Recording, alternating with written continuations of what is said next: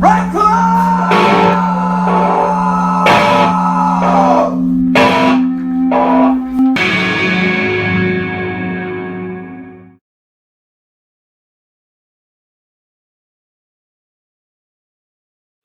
Hello, Right Club. I am happy to have captured your attention. I promise to release you in 7 minutes. So we see yet again how Right Club's famous opposing topics do not so much oppose one another, but rather complement each other. Two sides of a coin. Not so much a base and an acid, more of a Paul and a John. But as our hosts derive perverse pleasure from inciting conflict where none need be, it is incumbent upon us to assert as fact that one is indisputably better than the other. Capture and release.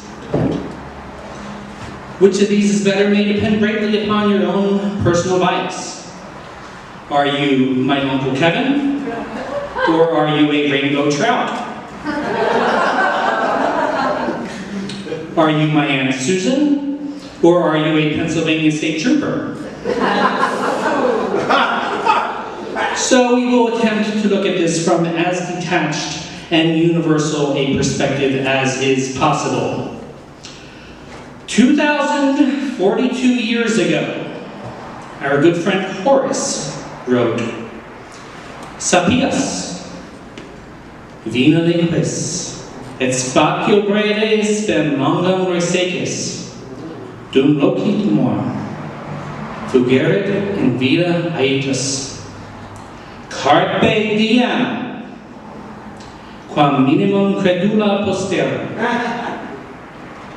Be wise, pour the wine. We may all that you hope for come sooner rather than later. Time flies even as we speak. Seize the day.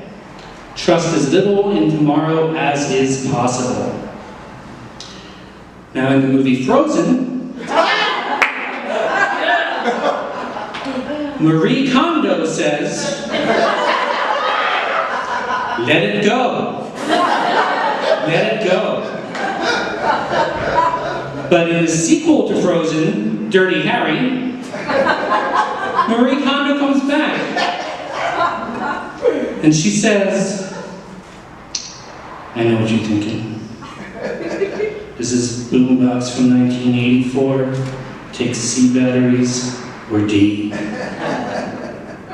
Well, to tell you the truth, it's been so long since I've owned a boombox that I've forgotten myself. But you've got to ask yourself one question. Does it spark joy? Well, does it, punk? When you ask yourself, does it spark joy before releasing the superfluous, the burdens, the clutter, the implication is that that which you choose to keep does spark joy.